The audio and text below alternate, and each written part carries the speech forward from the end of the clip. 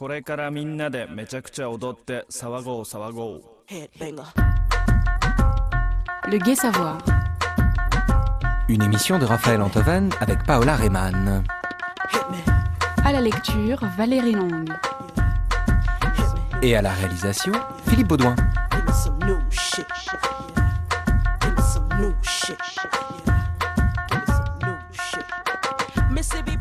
Suite et fin ce dimanche de 2 émissions sur la philosophie du Marquis de Sade. Il serait plus juste de dire les philosophies du Marquis de Sade, tant cet homme était simultanément révolutionnaire et conservateur, égoïste et généreux, répugnant et sublime, féministe et misogyne, détestable et délicieux. En tout cas, Sade mérite qu'on le lise et qu'on le contredise. Sade, c'est l'ombre des lumières, la face cachée du soleil, le prix à payer pour la destruction de nos illusions. Vous avez voulu la liberté, le droit, la morale et le progrès? Eh bien, voici la dot de tous ces gendres idéaux. Soyez les bienvenus en enfer, là où triomphe le plus fort, où Dieu agonise et où le crime paye.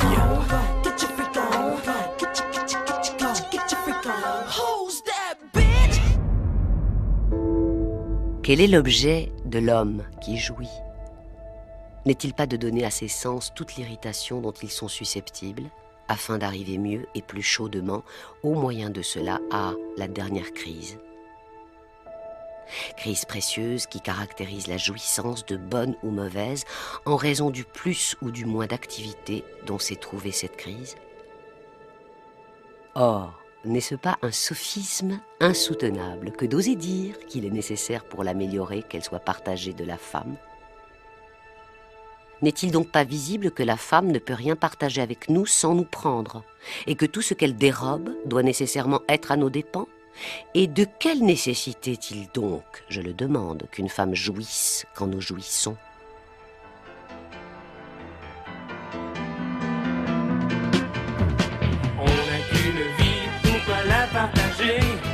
Pourquoi vivre à deux si c'est pour vivre à moitié? Faut pas mélanger l'amour et la pitié. Quand on est malheureux, on l'est bien plus à deux. On n'arrive jamais à s'aimer sans se marcher sur les pieds. Ego trip, toi tu fais ton ego trip. Ego trip, moi je fais mon ego trip.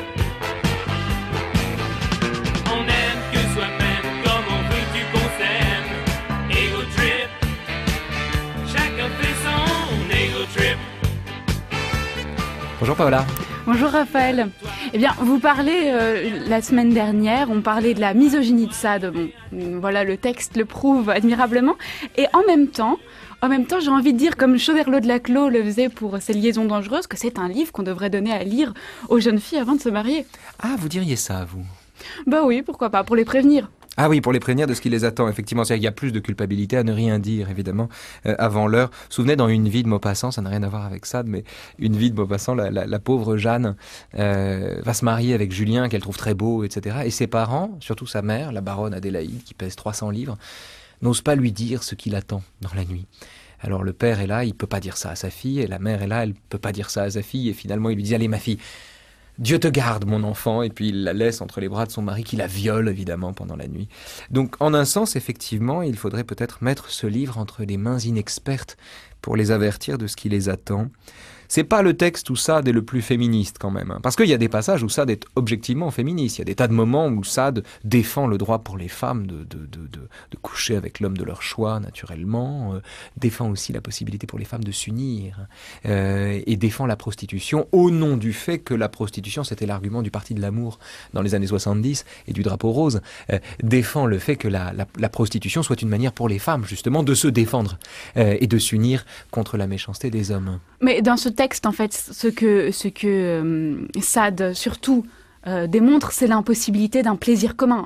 Jouir à l'unisson, c'est absolument, c'est pas possible. C'est-à-dire que ma jouissance n'est pas accrue par la jouissance de l'autre, elle est même en un sens amputée par la jouissance de l'autre. C'est-à-dire, je veux bien jouir moi, mais pas l'autre quand même. Si vous voulez, Sade est un isoliste, c'est l'autre mot pour désigner le solipsisme. Le solipsisme, on en a déjà parlé, solus ipse, c'est la solitude du moi. L'isolisme, c'est l'insularité du moi. Le moi est une île d'où il ne sort pas. Quel est le raisonnement de Sade? C'est très simple, c'est un raisonnement qui est repris par plusieurs de ces personnages. Deprin, Dolmancé, il y a des tas de personnages sadiens qui reprennent ce raisonnement à leur compte. Mon plaisir me concerne. Bon. La douleur d'autrui ne me concerne pas. Bon. Quelle raison aurais-je donc de me priver d'infliger une souffrance à autrui si cette souffrance est l'occasion de mon propre plaisir?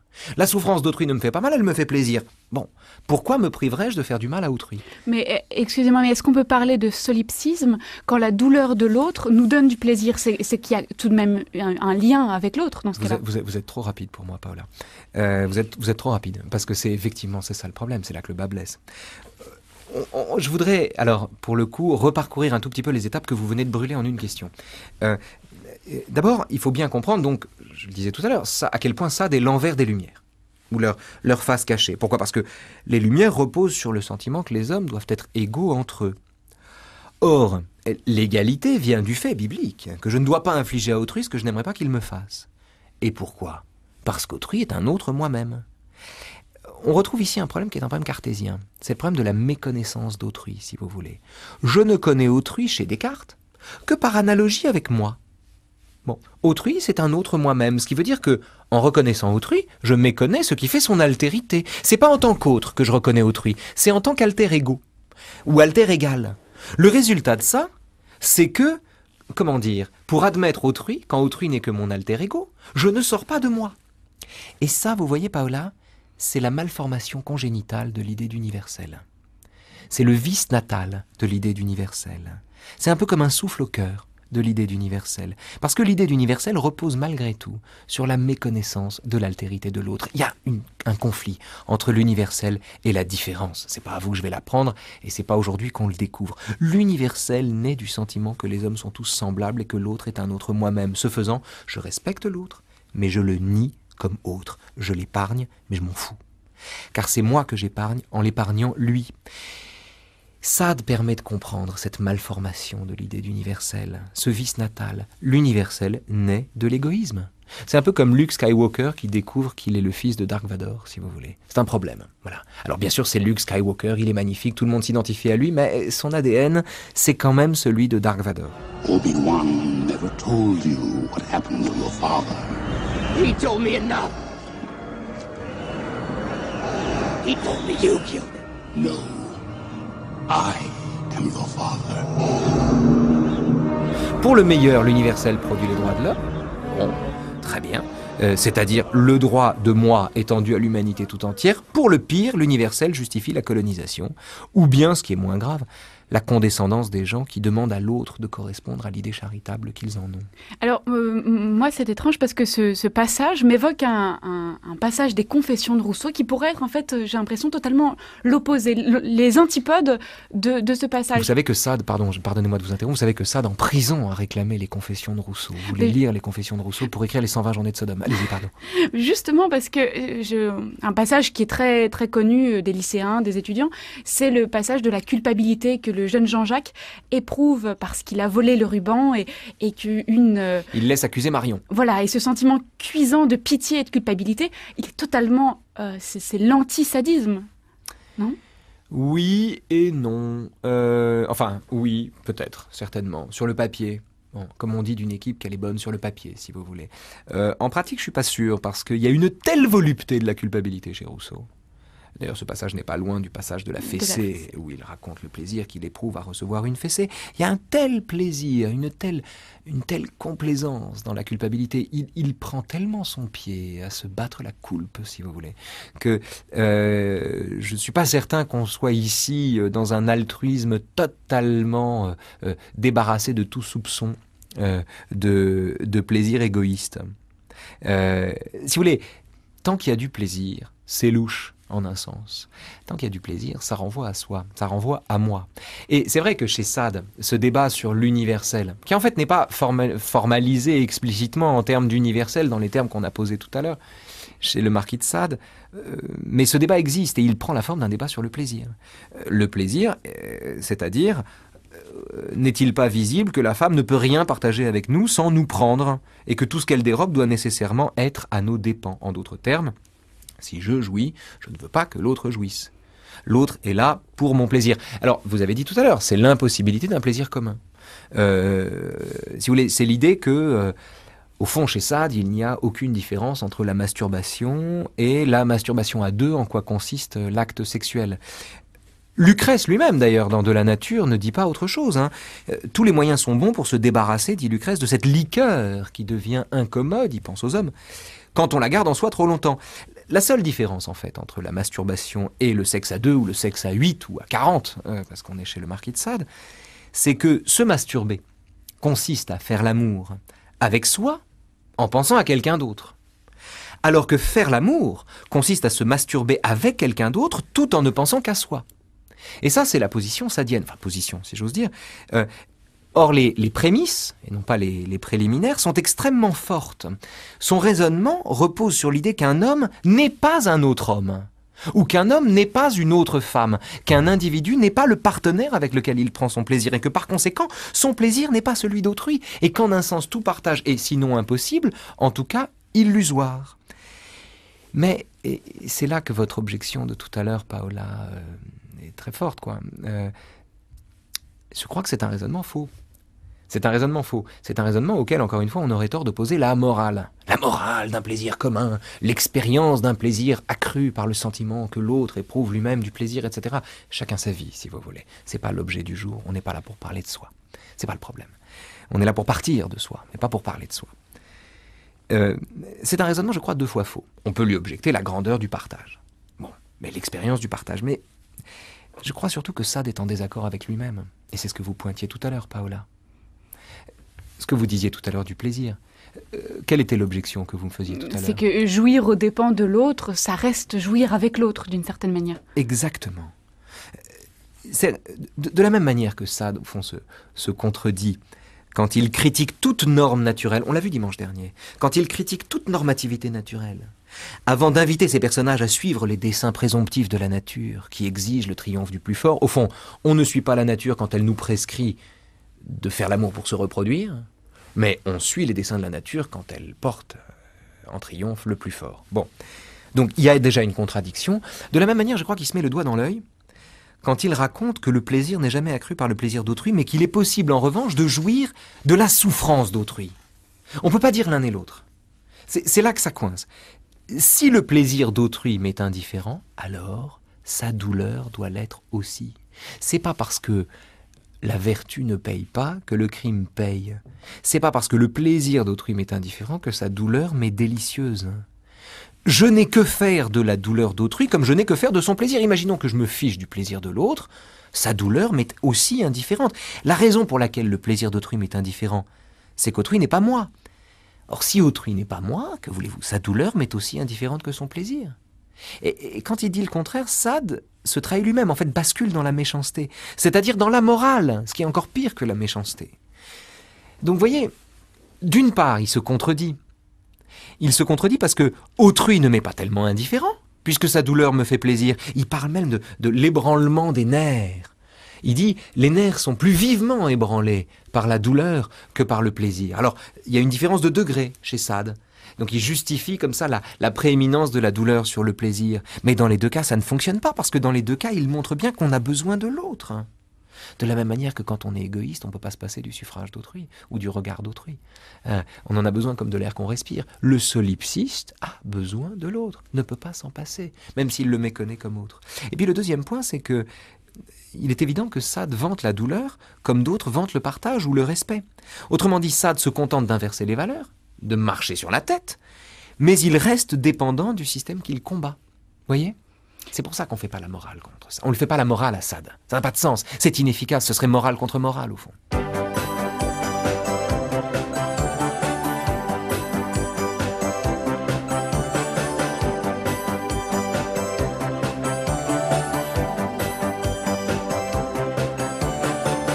Bisous, bisous, gentil bisounours, un petit bisou, y a rien de plus fou. Bisous, bisous, gentil bisounours, un gros bisou, y a rien de plus fou. Raphaël, la philosophie, c'est pas le monde des bisounours. Non, c'est pas le monde des bisounours, mais c'est pas l'inverse non plus. C'est là qu'il y a un problème, si vous voulez. C'est-à-dire que Anneke d'un côté et les bisounours de l'autre, ni l'un ni l'autre ne sont la philosophie. Tiens, vous connaissez la musique du début d'Anneke, d'ailleurs, du début de Funny Games. Funny Games. Vous vous souvenez de ça? Non, j'ai pas C'est vu le film. épouvantable, heureusement. c'est épouvantable. Écoutez ça.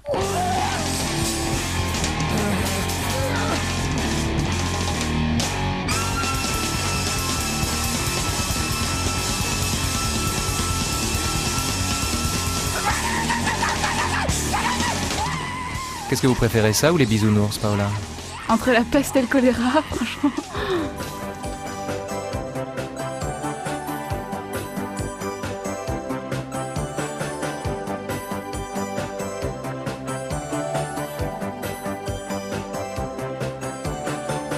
Bisous, bisous, gentil bisounours, un petit bisou, y a rien de plus fou.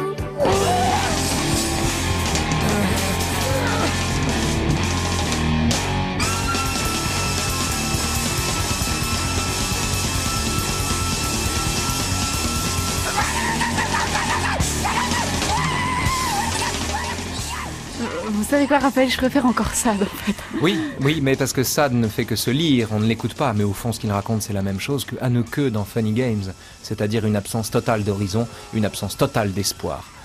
L'absence totale d'espoir est résolue. Alors, il y a quelque chose dans, et c'est peut-être la faiblesse de la philosophie de Sade, de la même manière, Bisounours et Anneke, si vous voulez, c'est le bien et le mal. Faire de la philosophie, c'est aussi se situer par-delà bien et mal. Et un monde en rose bonbon n'est pas moins angoissant que l'univers d'Anneke, n'est pas moins oppressant que l'univers d'Anneke. Un monde où nous n'avons pas le choix, où nous avons pour seul choix que celui de faire le bien, de vouloir le bien, de désirer le bien, n'est pas moins totalitaire ni contraignant qu'un univers où on est massacré sans raison par deux adolescents habillés en joueurs de tennis qui ont décidé un jour qu'ils allaient tuer votre famille, enfants compris. Ça, c'est le film d'Anneke. Mais ce que je veux dire ici, c'est que il faut avec Sade s'attacher aussi au parti de lui, si j'ose dire, qui transcende cette alternative du bien et du mal, c'est-à-dire du bisounours et d'Anneke. Et quand il parle de l'imagination, c'est le cas. C'est-à-dire que là, pour le coup, il développe un sensualisme, une théorie de l'émergence de nos représentations qui lui permet de penser par-delà bien et mal, c'est-à-dire à l'intérieur de la matière. Il dit « L'émotion de la volupté n'est autre sur notre âme qu'une espèce de vibration produite au moyen des secousses que l'imagination enflammée par le souvenir d'un objet lubrique fait éprouver à nos sens. Ainsi, notre volupté, ce chatouillement inexprimable qui nous égare, qui nous transporte au plus haut point de bonheur où puisse arriver l'homme, ne s'allumera jamais que par deux causes, ou qu'en apercevant réellement ou fictivement dans l'objet qui nous sert l'espèce de beauté qui nous flatte le plus, ou qu'en voyant éprouver à cet objet la plus forte sensation possible. Or, il n'est aucune sorte de sensation qui soit plus vive que celle de la douleur. » Plusieurs points. D'abord, chez Sade, il y a l'idée que les choses les plus bizarres, les plus viles, les plus affreuses puissent nous affecter, même très sensiblement, et nous procurer du plaisir. De cette manière, Sade fait œuvre utile. Sade ouvre l'esprit des hommes sur la possibilité de jouir de ce qui déplaît, sur la distinction qu'il faut faire entre le plaisir et le bien. Distinction fondamentale, distinction que les individus les plus prudes dans la vie quotidienne ou dans la vie publique, distinction à laquelle ils s'attachent d'autant plus justement dans le cercle privé.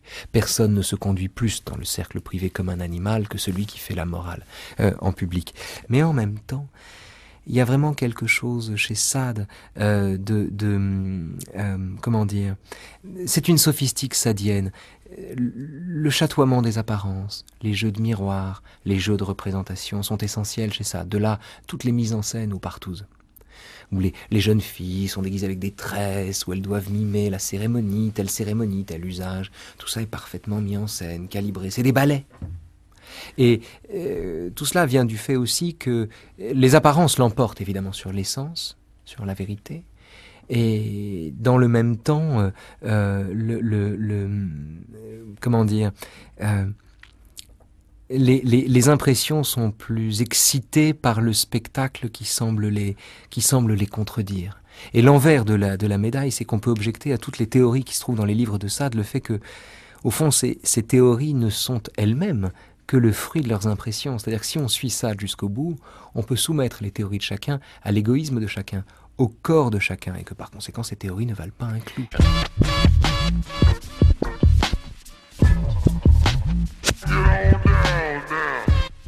sont pas des lectures pour mères de famille. Confisquées. Quelle décadence.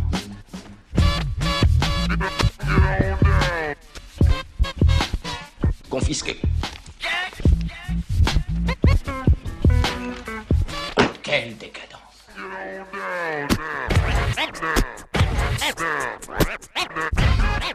Quand le peuple saura lire, Jaco dit qu'on aura honte de lui avoir appris. Sade, qui peut se dissimuler sous ce pseudonyme? Seul un noble peut décrire des horreurs pareilles. Et même un noble bien placé. Fatal. On s'amuse à Versailles au lieu d'écouter les justes doléances du tiers-état.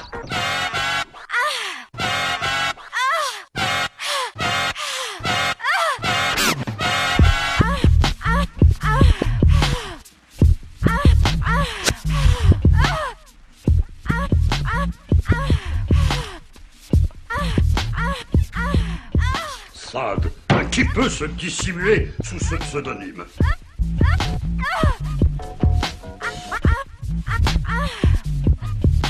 Ils se délectent du spectacle de leur propre déchéance. L'heure est proche. Oui, nous imposerons un nouvel ordre moral à une plus vaste clientèle.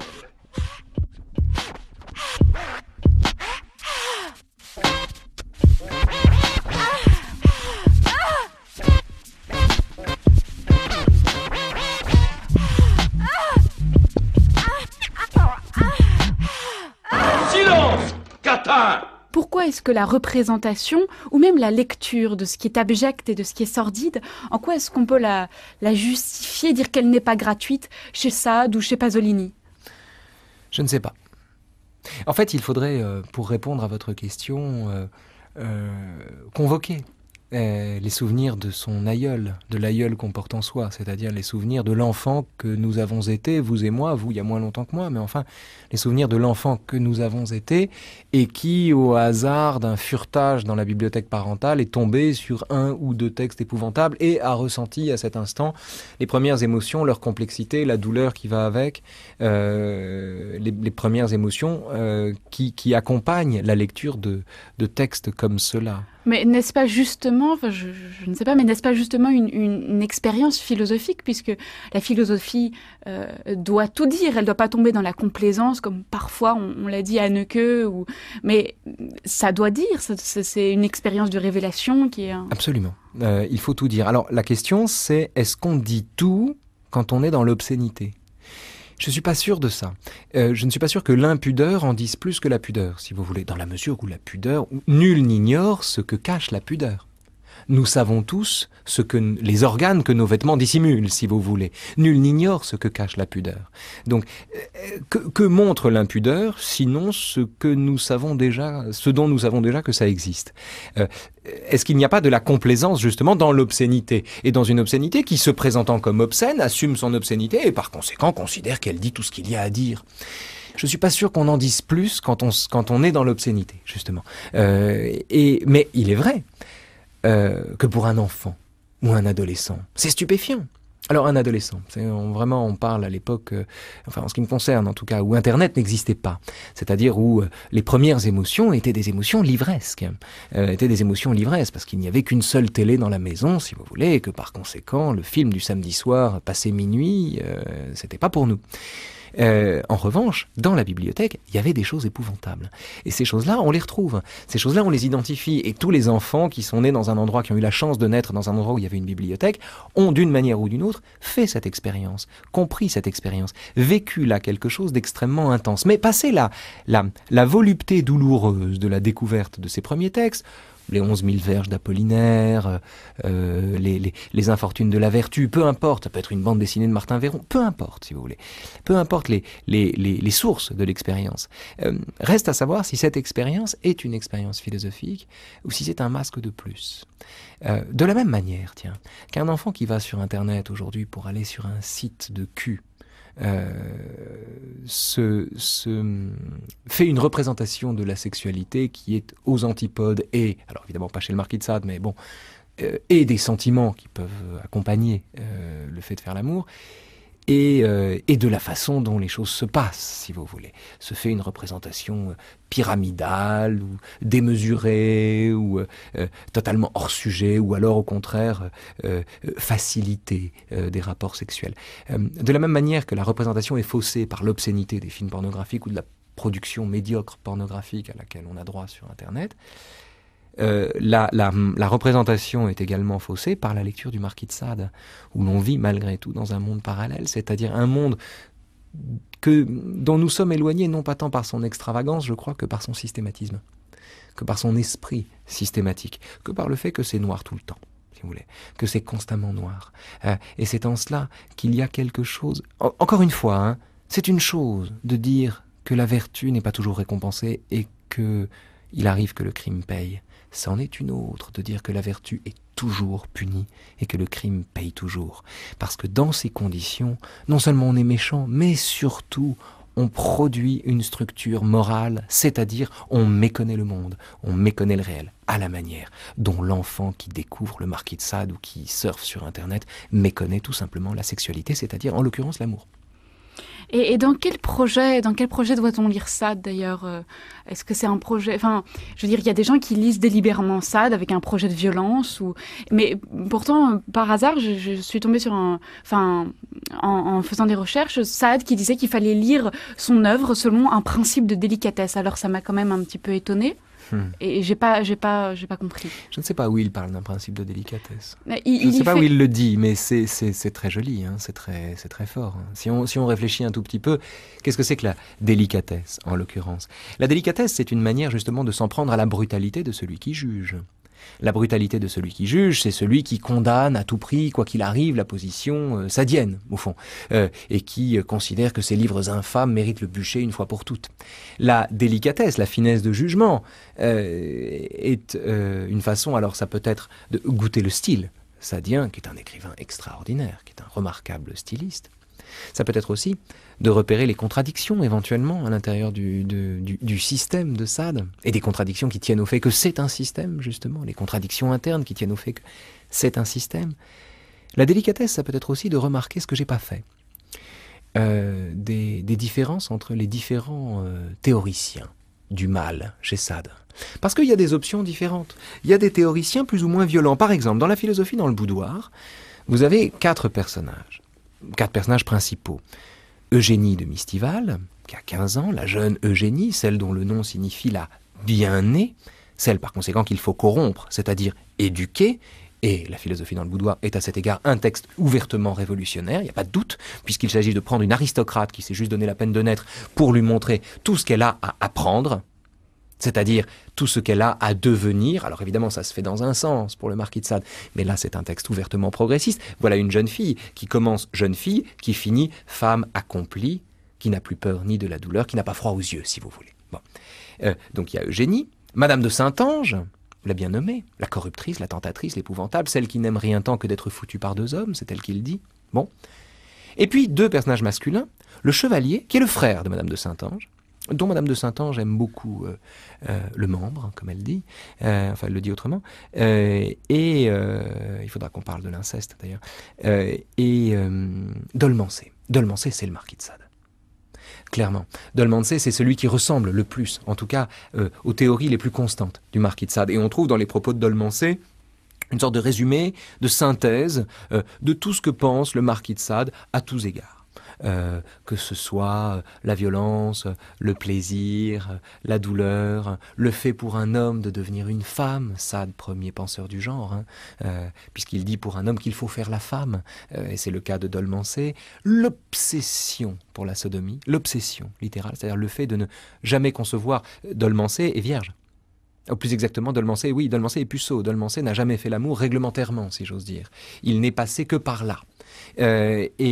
Et puis, il y a le chevalier. Or, Dolmancé et le chevalier ne sont pas tout à fait d'accord. Le chevalier a des élans de vertu comme il a des élans de propreté.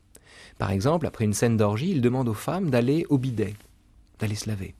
Dolmancé hurle de rire en disant mais comme ces pulsions d'hygiène, il le dit pas comme ça, me font rire, cher chevalier. Et puis il y a des moments où la morale du chevalier s'offusque un peu du spectacle qu'il voit, de telle ou telle scène de torture, de tel ou tel blasphème, et ce qui a pour effet d'exciter d'autant plus les autres, en particulier sa sœur, Madame de Saint-Ange. Mais le chevalier qui ne répugne pas à l'orgie, qui ne répugne pas au déniaisage d'une gamine de 15 ans, qui ne répugne pas à tout ça, ou dépucelage. Le chevalier est également celui qui a des crises de morale. Et c'est très intéressant, ça veut dire que chez le marquis de Sade, tous les personnages ne sont pas monstrueux au même degré, ni de la même manière, ni de la même façon. Et je crois qu'il faut s'attacher à ça. De la même façon, vous avez chez le marquis de Sade des personnages, par exemple le personnage de la Dubois, dans Les Infortunes de la Vertu. La Dubois, elle est amoureuse de Justine. Et la Dubois, c'est le diable. C'est le diable. Elle la poursuit en permanence. Justine essaie de lui échapper, elle la rattrape, elle la pourchasse, et comme Justine refuse d'accomplir ses desseins, alors que la Dubois est un diable miséricordieux qui pardonne plusieurs fois à Justine de lui avoir échappé, quand Justine refuse de participer au dernier crime que la Dubois lui propose de commettre, la Dubois est sans pitié pour Justine. Mais c'est un personnage dont, pour le coup, la féminité imprime à ses discours sur la méchanceté, la haine, etc., une note qu'on trouve assez peu dans les personnages masculins du marquis de Sade. Il est vrai. Il y a des différences, il y a des nuances. Peut-être lire Sade avec délicatesse, c'est faire grand cas de ces petites nuances, ce que j'ai pas fait jusqu'ici. Vous avez fait référence, par contre, à l'inceste dans l'œuvre de Sade.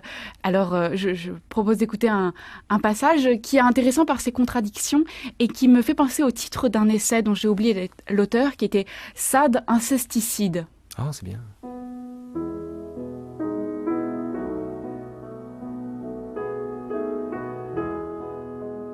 Je suppose une société où il sera convenu que l'inceste, admettons ce délit comme tout autre, que l'inceste, dis-je, soit un crime.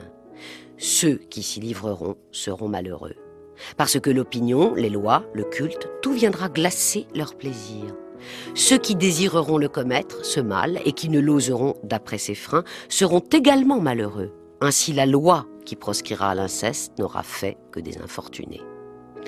Que dans la société voisine, l'inceste ne soit point un crime. Ceux qui ne le désireront pas ne seront point malheureux, et ceux qui le désireront seront heureux. Donc la société qui aura permis cette action conviendra mieux aux hommes que celle qui aura érigé cette même action en crime.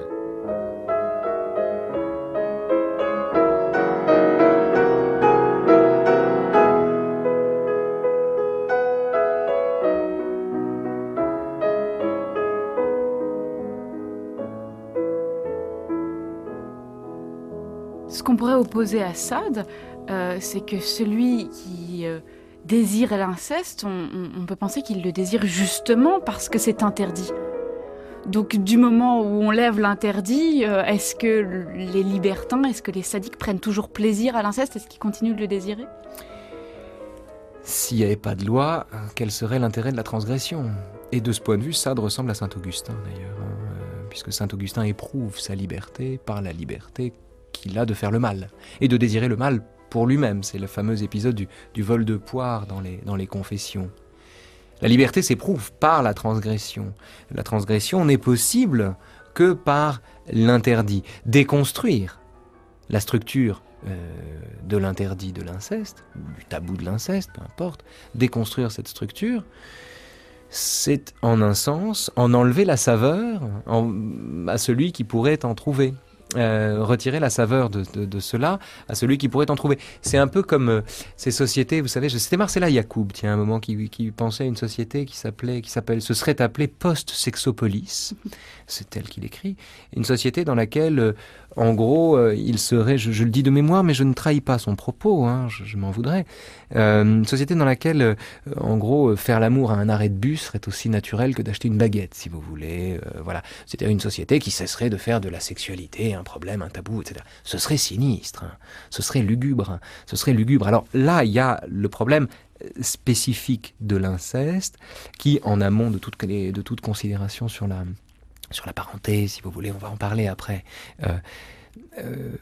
est un problème qui se pose de façon très, très simple à partir du moment où on admet, comme Sade, comme un certain Sade, le Sade non théiste, le Sade qui véritablement, le Sade de l'inexistence de Dieu, non pas le Sade de la haine de Dieu. Le Sade de la haine de Dieu est encore théiste.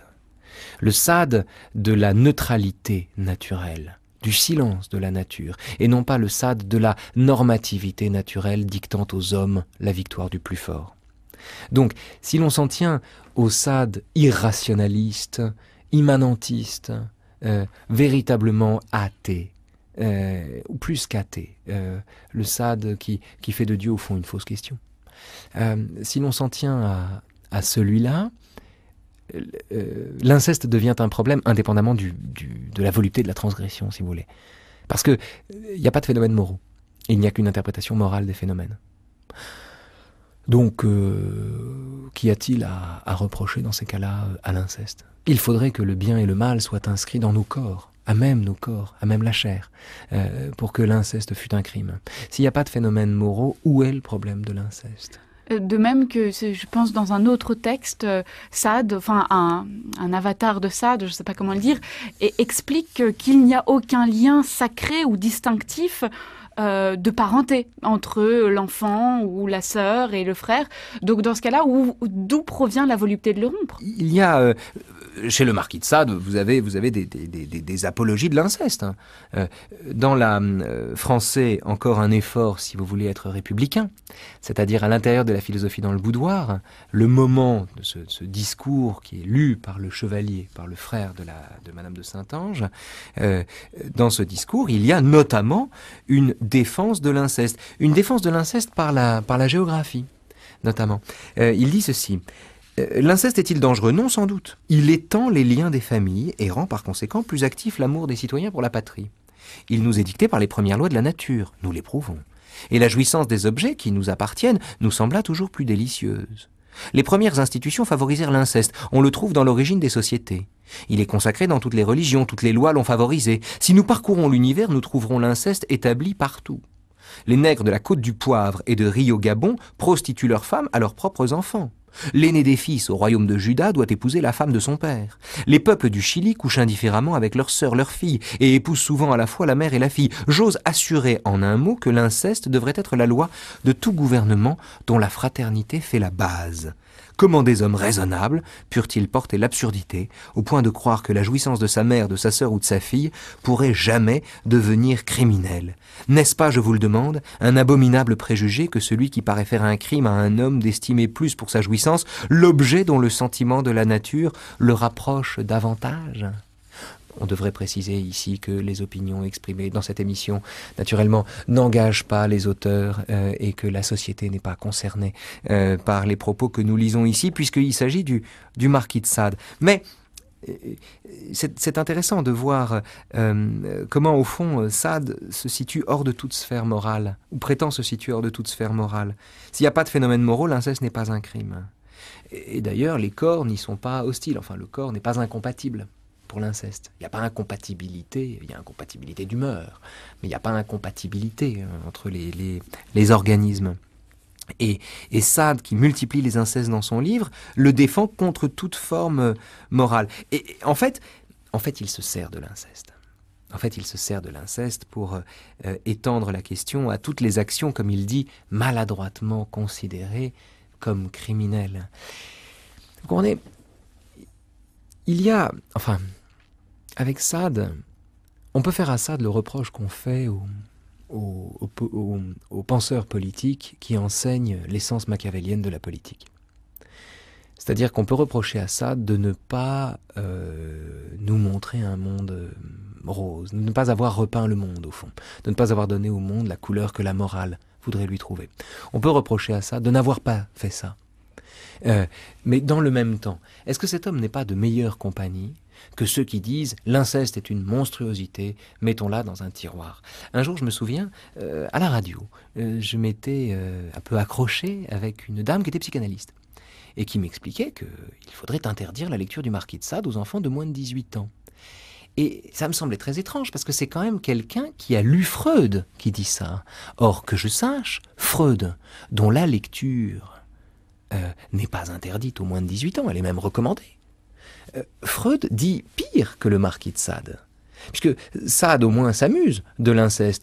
Freud explique qu'en un sens, il est à l'origine de l'amour lui-même et que triompher de l'inceste, c'est parvenir à grandir. Je veux dire, c'est quand même, ou de la tentation de l'inceste, c'est s'élever soi-même, c'est devenir adulte. Il y a, je veux dire, ce que Freud raconte est pire que ce que dit le marquis de Sade. Seulement le marquis de Sade le dit sur un mode ludique, sur un mode hilarant et sur un mode bouffon, baroque. Fantasque. Et qu'est-ce que vous voulez Et c'est ce qui le rend dangereux aux yeux de certaines personnes. Je crois que c'est le rire qui le rend dangereux. Je crois qu'on oublie à quel point cet homme riait, à quel point cet homme se marrait au fond, à quel point cet homme riait de ce qu'il balançait à la figure de son siècle. Et on oublie qu'il rit. Peut-être qu'il rit jaune, peut-être qu'il a les dents jaunes. Mais il rit de bon cœur. Il rit de bon cœur de tous ces fantômes que le XVIIIe siècle s'est masqué, parce qu'au fond, c'est un siècle aussi pieux que les précédents. Je pense que Sade se prend vraiment pas au sérieux, puisque la preuve, par exemple, il dit, c'est une phrase qui m'a fait rire, il dit « L'aliment principal du flambeau de la philosophie, c'est le foutre ». Oui. Voilà. Alors d'autres le diront aussi, en un sens. Quand Nietzsche dit que la chasteté du corps, c'est l'économie de l'artiste, il dit qu'on peut pas être au four et au moulin, si vous voulez. On peut pas écrire et faire l'amour en même temps. C'est pas possible. Il faut répartir ses forces, en un sens. Il y a en effet chez Sade l'idée que, oui, au fond, tout ça est jubilatoire. Tout ça est une affaire de jouissance, tout ça est jubilatoire. C'est la raison pour laquelle, au fond, la masturbation intellectuelle sur le marquis de Sade est une façon comme une autre de prendre du plaisir à sa lecture. Tout ça est jubilatoire, il faut s'amuser un peu. Amusons-nous. Tout ce que Madame la Baronne me demande, c'est d'être très gentille avec tous ses amis. Elle est sympa, Madame la Baronne.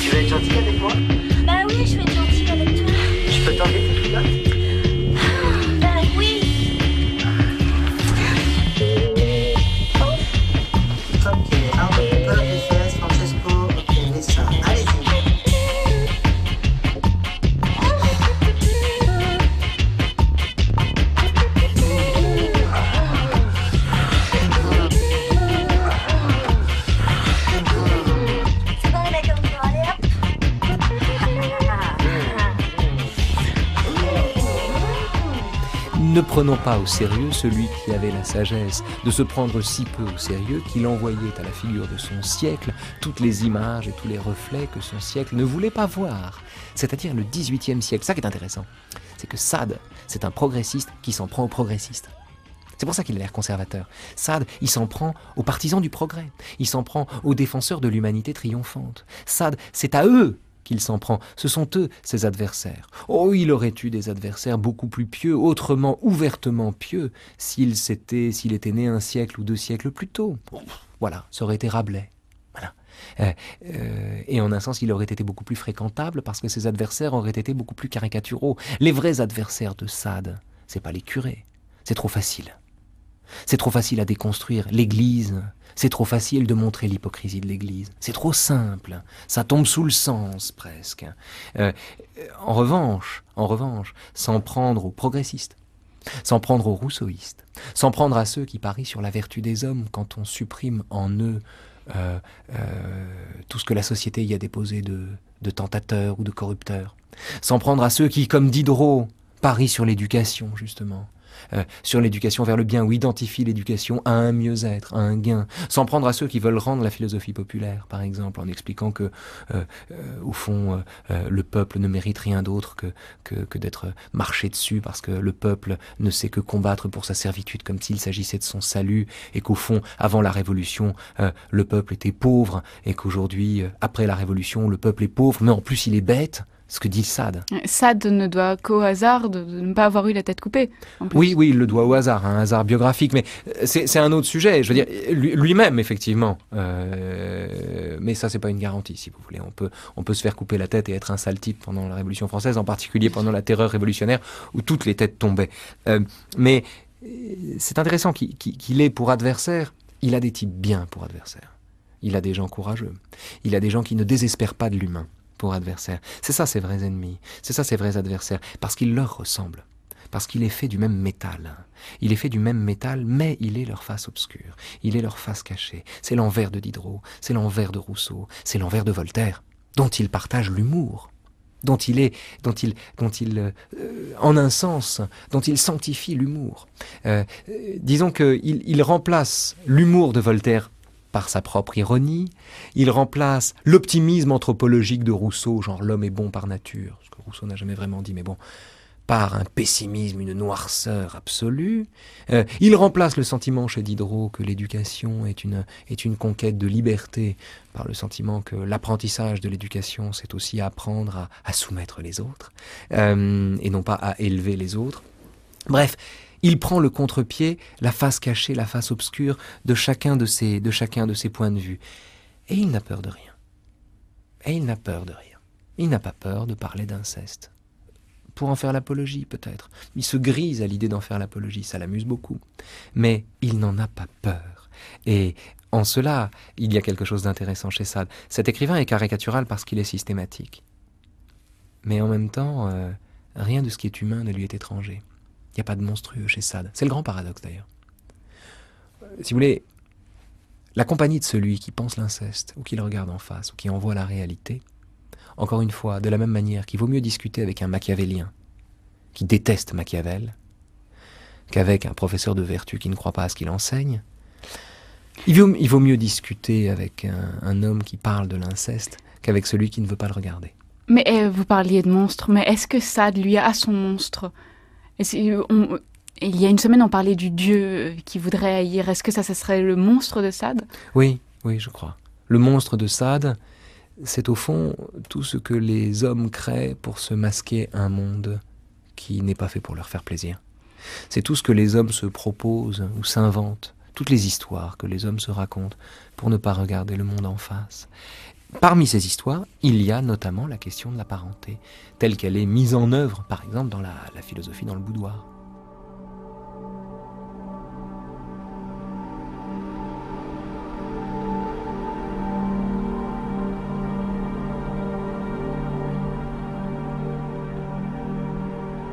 Apprenez, madame, qu'il n'est rien de plus illusoire que les sentiments du père ou de la mère pour les enfants, et de ceux-ci pour les auteurs de leur jour. Rien ne fonde, rien n'établit de pareils sentiments, en usage ici, détesté là, puisqu'il est des pays où les parents tuent leurs enfants, d'autres où ceux-ci égorgent ceux de qui ils tiennent la vie. Si les mouvements d'amour réciproques étaient dans la nature, la force du sang ne serait plus chimérique, et sans s'être vus, sans s'être connus mutuellement, les parents distingueraient, adoreraient leurs fils irréversiblement. Ceux-ci, au milieu de la plus grande assemblée, discerneraient leurs pères inconnus, voleraient dans leurs bras et les adoreraient. Que voyons-nous au lieu de tout cela? Des haines réciproques et invétérées, des enfants qui, même avant l'âge de raison, n'ont jamais pu souffrir la vue de leur père, des pères éloignant leurs enfants d'eux parce que jamais ils ne purent en soutenir l'approche. Ces prétendus mouvements sont donc illusoires, absurdes, l'intérêt seul les imagina, l'usage les prescrivit, l'habitude les soutint, mais la nature jamais ne les imprima dans nos cœurs. Vous lui avez parlé de Dieu comme s'il y en avait un, de vertu comme si elles étaient nécessaires, de religion comme si tous les cultes religieux étaient autre chose que le résultat de l'imposture du plus fort et de l'imbécilité du plus faible, de Jésus-Christ comme si ce coquin-là était autre chose qu'un fourbe et qu'un scélérat. Vous lui avez dit que foutre était un péché, tandis que foutre est la plus délicieuse action de la vie. Vous avez voulu lui donner des mœurs, comme si la plus heureuse de toutes les femmes ne devait pas être incontestablement celle qui est la plus vautrée dans l'ordure et le libertinage, celle qui brave le mieux tous les préjugés et qui se moque le plus de la réputation. Ah, détrompez-vous, madame, vous n'avez rien fait pour votre fille, vous n'avez rempli à son égard aucune obligation dictée par la nature. Eugénie ne vous doit donc que de la haine.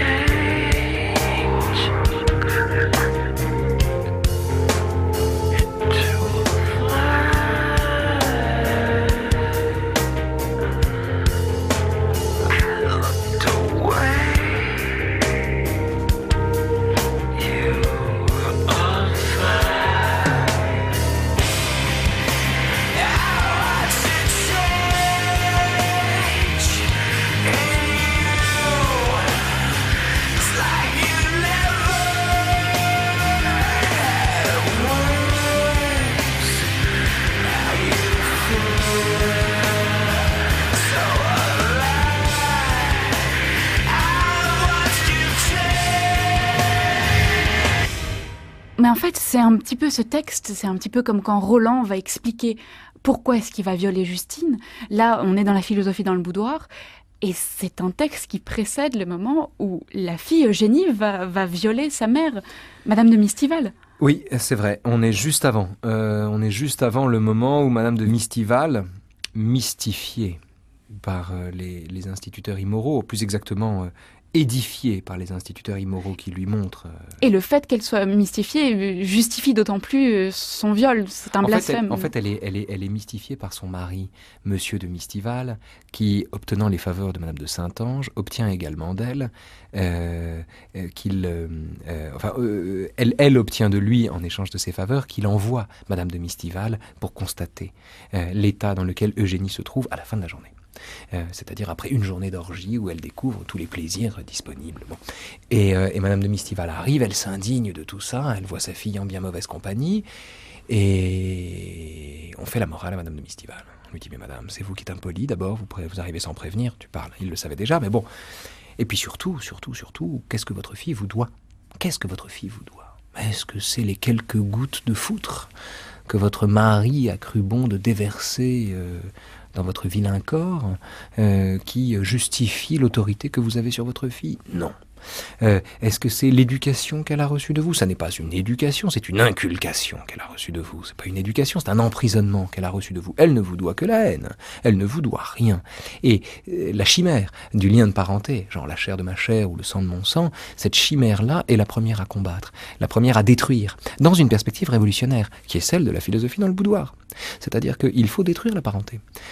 Ou plutôt, la parenté fait partie de ces illusions que l'homme se donne pour orner son existence d'un sens qu'elle n'a pas. Et qu'elle doit trouver non pas dans le passé ou dans la filiation, mais dans l'avenir. Et dans le projet. Et dans un avenir qui est ouvert. Dans le fait de devenir, comme dit Fichte, un être des possibles. Un être de possibles. Or, c'est exactement ce que Eugénie est en train de devenir. Alors, Eugénie a reçu cette éducation, sa mère arrive trop tard, on fait la morale à sa mère en lui expliquant que Dieu n'existe pas et que la parenté est une chimère, et sa mère supplie la fille, et c'est le moment que choisit la fille pour violer sa propre mère, c'est-à-dire humilier sa propre mère, ce qui symboliquement est très fort. Ce qui symboliquement est une manière justement de conjurer tout ce qui la précède, c'est-à-dire qu'on est là dans un... Comment dire, la forme noble, fréquentable, bourgeoise, bien pensante de tout cela, c'est la table rase. On fait du passé table rase. Du passé faisons table rase. Eugénie, le poing levé, du passé fait table rase et se donne un avenir tout neuf et un avenir dont elle aurait au moins la maîtrise. Donc au terme de ces deux émissions, on aura vu Sade misogyne, atrocement misogyne, et Sade admirablement féministe. Oui, et de la même manière que quand le vice et la vertu sont mis à part égale, c'est le vice qui l'emporte. Quand la misogynie et le féminisme sont mis sur le même plan chez un auteur du XVIIIe siècle, c'est le féminisme qu'il faut retenir, en particulier quand on tient compte de l'époque et de l'audace qu'il met en œuvre. On assiste, avec la philosophie dans le boudoir, indépendamment des extravagances baroques, des crimes épouvantables, de tout ce qui est dit d'affreux dans ce texte, on assiste avec la philosophie dans le boudoir à un texte qui est véritablement un manuel d'émancipation féminine, une manière de s'affranchir de la tutelle des hommes en se soumettant au plaisir qu'ils infligent, puisque c'est comme ça que ça marche. Mais c'est un bréviaire d'émancipation, littéralement d'éducation, de façon de se conduire soi-même hors de soi, de ne plus être quelqu'un, mais de devenir celle qu'on veut.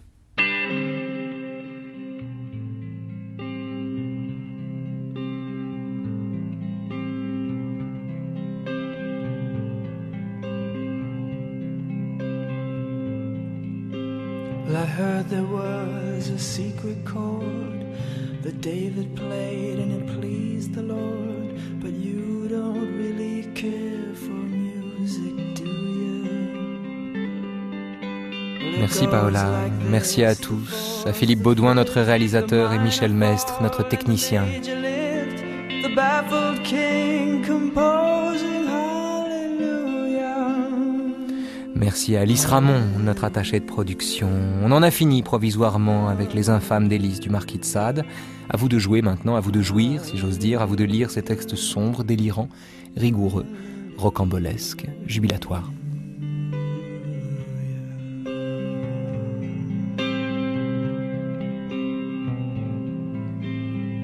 Well, baby, I've been here before. Ce qui est sûr, en tout cas, c'est que le marquis de Sade mérite mieux que les anathèmes de tous ceux qui réduisent l'œuvre inouïe de ce grand auteur aux fulminations d'un délinquant sexuel. Quelle bêtise, quelle sottise, quel honneur surtout. And love is not a victory march. It's a cold and it's a broken hallelujah. Hallelujah. En tout cas, Dieu merci, Sade est disponible dans la collection de la Pléiade et dans toutes les bonnes librairies à bon entendeur.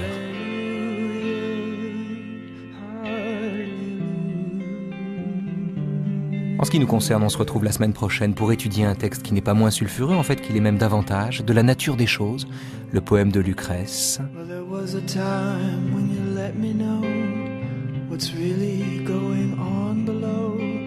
Et dans l'intervalle, retrouvez si vous le souhaitez, si le cœur vous en dit, Les Nouveaux Chemins de la Connaissance et Adèle Van Rett qui vous parleront d'un sujet qu'Adèle maîtrise à la perfection, les comédies de remariage, une autre forme d'impiété en somme. Georges Cukor cette semaine dans Les Nouveaux Chemins. We drew is hallelujah. Hallelujah. Hallelujah. Hallelujah.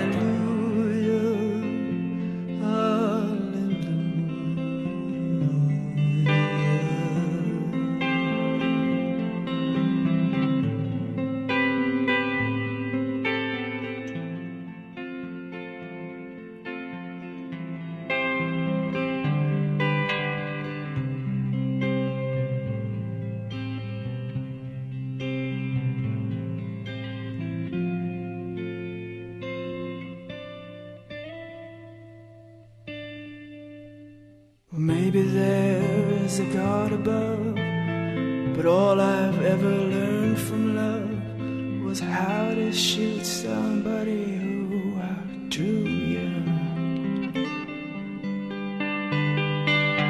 And it's not a cry that you hear at night. It's not somebody who's seen the light. It's a cold and it's a broken heart.